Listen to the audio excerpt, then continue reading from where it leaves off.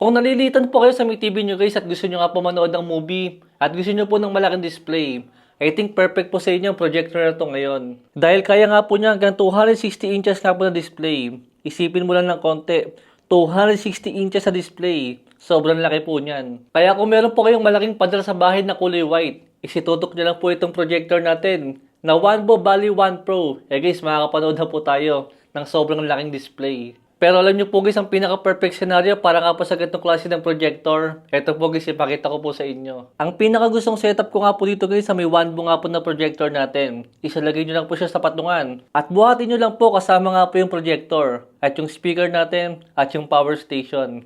Guys, meron ka na pong instant na sinihan agad sa may bahay nyo. Dahil ang pinakagustong setup ko nga po sa kanya is pwede nyo nga po siyang ligpitin agad. Tapos pagka gagamitin nyo, itapat nyo lang po sa pader na kulay white. Then okay na po siya agad, nakasetup na po yan.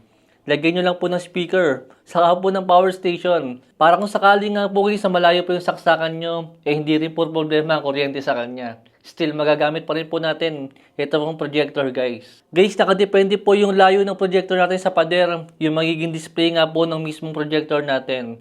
Kumbaga, pagka po mas malayo siya, mas malaki po guys yung magiging display nga po ng projector natin. Tapos, pag yun na rin pong problemahin yung magiging display niya, dahil kusa rin po siya mag-a-adjust. Kusa po niyong ipapantay guys. Pagka po medyo palin po yung projector natin at medyo palin nga po yung pader natin. Kaya hindi po siya hassle gamitin. As long as po meron po tayong magandang patungan na syempre dapat nakapantay. Ipatong nyo lang po sa table at itapat nyo nga po sa pader is nakasetup na po siya agad.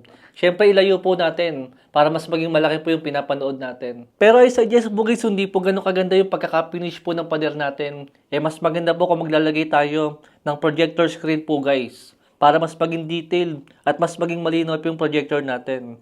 Dahil kung sakaling hindi nga po naka-finish yung pader natin, medyo makikita pa rin po natin yung pinaka-finish po na pader natin habang nanonood po tayo. Meron nga rin po siyang built-in nga po na speaker kung wala kayong speaker sa bahay. Pero I suggest po, maglagay po tayo ng speaker sa kanya para mas ma-appreciate po natin yung malaking display nga po na maibibigay niya. Pero in fairness guys, maganda rin po yung binibigay na sound quality niya dahil naka-Dolby Audio nga rin po itong projector natin. Guys, parinig ko rin po sa inyo yung sample po ng Dolby Audio na built-in nga po dito sa may projector po ni Wanbo. Pakinggan nyo guys, napakaganda po ng tunog niya.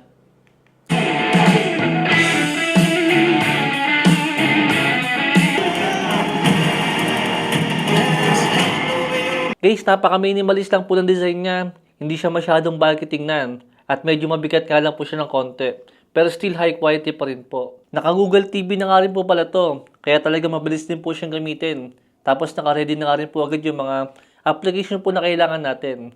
Guys, account na lang po yung ilalagay nyo. Magagamit nyo po agad. Itong Value 1 Pro nga po na projector natin. Napaka-perfect po ng ganitong setup. Kung gusto nyo nga po mag-chill lang sa bahay, pero gusto nyo po ng malaking display para po manood ng movie. Yung saksakan po natin guys, dito lang po siya sa gilid. Kaya malinis din po siyang tingnan. Tapos nandito po sa likod, yung mga port natin. Meron po siyang HDMI cable, saka full size po na USB. Then meron din po siyang audio jack. Kung sakali nga po guys, maglalagay din po tayo ng headphone sa kanya. Kaya if ever po guys na meron tayong PC, saka po ng PS5, pwede nyo rin po siyang i-connect dito nga po sa may projector natin para makapaglaro po sa napakalaking display. Meron din po siyang built-in na fan para nga po hindi siya mag-overheat. Pero tahimik lang po yung pinaka-fan cooler nga po niya. Dahil kahit malapit nga po siya sa akin habang ginagamit ko, hindi ko po naririnig guys yung fan niya kahit nakabukas na po yan. Kumbaga pagka po sinalat natin, medyo mainit po siya.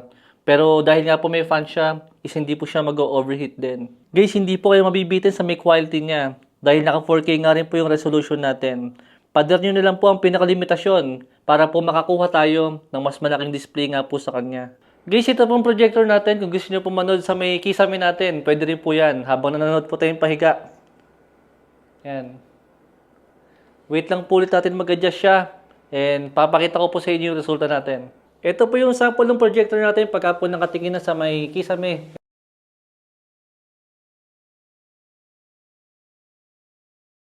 Pero syempre isang downside nga po ng mga projector. Still hindi pa rin po siya katulad ng mga Google TV na kahit po bukas yung ilaw natin, malinaw pa rin po yung pinaka-display. Unlike nga po sa mga projector guys na pagka po bukas yung ilaw natin, medyo malabo po yung magiging display niya.